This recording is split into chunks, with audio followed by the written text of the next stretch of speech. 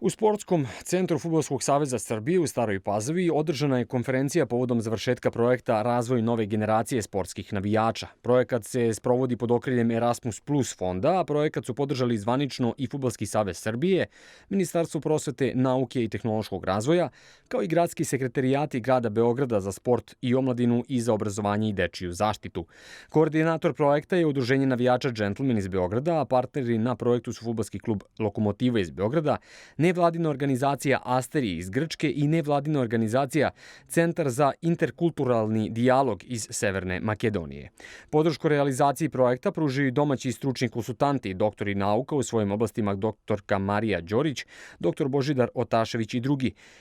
Predstavnici Udruženja navijača Džentlmen, Srđan Babić i Vladimir Mijailović, predstavili su glavne aktivnosti na projektu kao i cilj projekta koji je da se kroz edukativne radionice sa učenicima 8. razreda beogradskih osnovnih škola podigne svest o uzrocima lošeg ponašanja u navijačkom svetu, da se deca edukuju o ispravnom ponašanju na stadionima i sportskim priredbama, a također da se promovišu iskustva o dobrim praksama u navijaštvu kao i promocija navijanja za reprezentaciju svoje zemlje.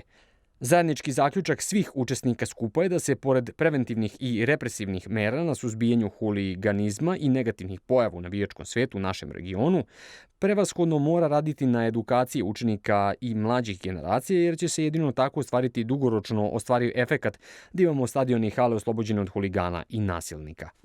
Iskazana je želja svih strana da se nastave i podrže ovakve aktivnosti i na nacionalnom nivou.